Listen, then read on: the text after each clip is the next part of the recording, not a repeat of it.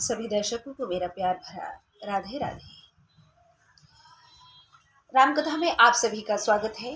तुलसी कृत रामायण में हम कथा पढ़ रहे हैं। पेज नंबर 468 पर संवाद चल रहा है भरत जी का चित्रकूट को प्रस्थान। गोस्वामी जी लिख रहे हैं कि कीन निमज्जनु तीरथ राजा, नाय मुनि सिरु सहित समाजा। ऋषि आयसु असीस सिर राखी, कर दंडवत विनय बहुभाषी। सवेरे भरत जी ने तीर्थराज में स्नान किया और समाज सहित मुनि को सिर नवाकर आज्ञा पाकर और आशीर्वाद को सर चढ़ा करके दंडवत प्रणाम करके बहुत अनुनय विनय की है कि नहीं पद त्राण शीस नहीं छाया, प्रेम नेम व्रत धर्म अमाया। लखन राम सिय पंथ कहानी, पूछत सकहि स कहत मृदुवानी। पथ गति कुशल साथ सब लीने, चले चित्रकूट चितुदीने। राम सखा कर दीने लागू, चलत देह धरि जनु अनुरागू। अर्थात फिर चतुर पथ प्रदर्शकों को साथ लेकर चित्रकूट की ओर मन लगाकर चले हैं भैया भरत। रामचंद्र जी के सखा गुह के कंधे पर भरत जी हाथ रख के ऐसे चल रहे हैं जैसे प्रेम ने देह धारण कर ली हो। भरत जी के पांव में न जूते हैं न सिर पर छाया है, प्रेम नियम व्रत व धर्म निष्कपट है। लक्ष्मण तथा श्री सीताराम जी की पंथ कहानी निषाद राज से पूछते हैं और वे कोमल वाणी से कहते हुए चल रहे हैं। भैया भाभी की जो बातें हैं निषाद राज सुनते सुनते ऐसे चल रहे हैं जैसे कि रास्ते में कोई बाधा है ही नहीं। उन्हें पता ही नहीं चल रहा है कि मेरे पैरों में चप्पलें नहीं हैं या रास्ते में कुछ अड़चन आ रही है, हम जंगल में विचरण कर रहे हैं, सिर पर धूप है, कुछ फर्क नहीं पड़ रहा। ऐसा प्रेम हमारे इष्ट जनों के प्रति हमारा होना चाहिए, अपने बड़ों के प्रति होना चाहिए। बहुत कम होता है लेकिन होना जरूर चाहिए। दिखावा नहीं होना चाहिए, और जहाँ दिखावा नहीं है वही असली भक्ति है, वही जीवन की सच्चाई है, वही मोक्ष है। गोस्वामी जी लिख रहे हैं कि राम बास थल बिटप बिलोके, और अनुराग रहत नहीं रोके। देखी दसासुर बरसई फूला, भई मृदु मही मगु मंगल मूला। राम जी के रहने का स्थान व वृक्षों को देखकर भरत जी के हृदय में प्रेम रोके नहीं रुकता है। यह दशा देखकर देवता फूल बरसाने लगे। मार्ग की भूमि कोमल हो गई और मार्ग आनंददायक हो गया है। जहाँ ईश्वर का स्मरण हो वहाँ हर चीज आनंददायक हो जाती है, हर दुविधा सुविधा में बदल जाती है। किए जाहि छाया जलद, सुखद बहई बरबात। तस मगु भयउ न राम कह, जस भाव भरतई जात। सियापति राम जय जय राम, अवधपति राम जय जय राम। मेरे प्रभु राम जय जय राम। मेघ छाया किए जा रहे हैं, सुखदायक सुंदर वायु बह रही है। रामचंद्र जी को भी मार्ग वैसा सुखकारी नहीं हुआ जैसा कि भरत जी को हुआ है। ईश्वर के प्रेम में जब हम पागल हो जाते हैं तो रास्ते परमात्मा दिखाता है। फिर कितना भी कठिन है, लेकिन देखिए बादल हो गए हैं, सूर्य को ढक लिया है बादलों ने, और थोड़ी राहत मिली है रास्ते में। जड़ चेतन मग जीव घनेरे, जे चितए प्रभु जिन प्रभु हेरे। ते सब भय परम पद जोगु, भरत दरस मेटा सभव रोगु।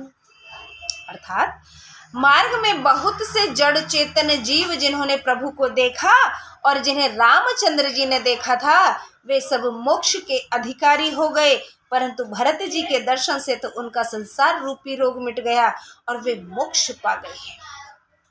साथियों, ईश्वर भक्ति अपने आप में एक तपस्या है, एक जुनून है, एक विशेष भाव है, लेकिन ईश्वर के भक्तों के प्रति समर्पण, भक्ति और सद्भावना वो सबसे बड़ी तपस्या है। इसलिए कहा जाता है कि कभी किसी का दिल नहीं दुखाना चाहिए।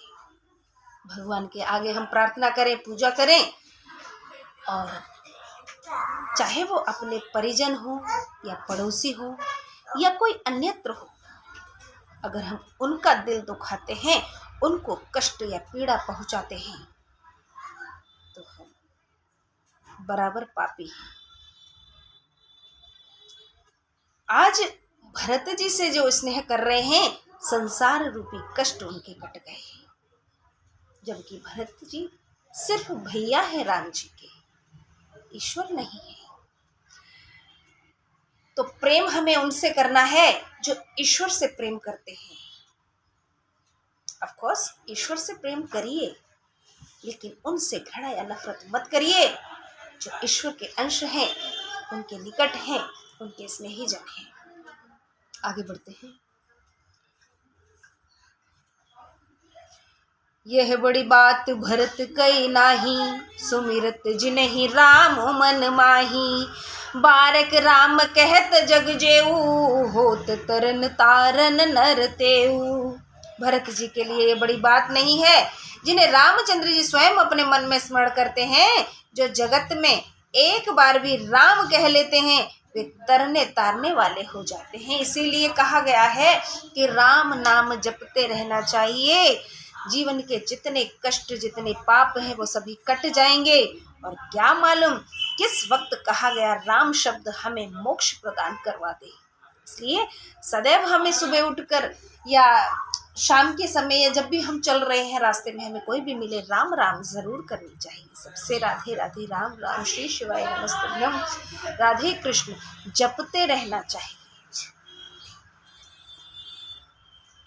प्रभु प्रभाउ सुरेश सोचू, जगु भल भले ही पोच कहु पोचू। गोरसन कहे करिय प्रभु सोई, राम ही भरत भेंट न होई। यह प्रभाव देख इंद्र को सोच हुआ, संसार भले को भला और बुरे को बुरा है। उसने बृहस्पति जी से कहा, हे प्रभु, वही यत्न कीजिए जिससे श्री राम जी और भरत जी का मिलाप ना हो। आज इंद्र देवता को ईर्ष्या होने लगी है और ब्रह्मा जी से निवेदन किया है कि कुछ ऐसा यत्न करो कि ये दोनों भाइयों का मिलन ना हो सके। राम सकोची प्रेम बस, भरत समेप पयोधी। राम संकोची प्रेम बस, भरत सपेम पयोधी। बनी बात बिगड़न चाहते, करिय जतनु छलु सोधि। सियापति राम जय जय राम। श्री राम जी तो संकोची और प्रेम के वश में हैं और भरत जी प्रेम के समुद्र हैं। बनी बात बिगड़ना चाहती है, कोई छल ढूंढकर उपाय कीजिए। अर्थात अगर मिलन हो गया तो कहीं ऐसा ना हो राम जी वापस लौट आए और फिर जो टारगेट सुनिश्चित किया है, जो नारायण ने नर रूपी अवतार लिया है, वो कहीं व्यर्थ न चला जाए। इसलिए कुछ तो कीजिए। बचन सुनत सुर गुरु मुस्काने, सहस नयन बिनु लोचन जाने। मायापति सेवक सन्माना, करइत उलटि परई सुरराया। यह वचन सुनते ही गुरुदेव मुस्काए और उन्होंने सहस्र आंखों वाले इंद्र को नेत्र रहित मूर्ख समझा। वे बोले, हे देवराज, मायापति रामचंद्र जी के सेवक के साथ कोई माया करता है तो माया उल्टी ही अपने ऊपर पड़ती है और मैं ऐसा कोई रिस्क नहीं लेना चाहता। आज ब्रह्मा जी भी पीछे हट गए हैं कोई माया रचने से। तो इसी के साथ आज की कथा को यही विराम देते हैं।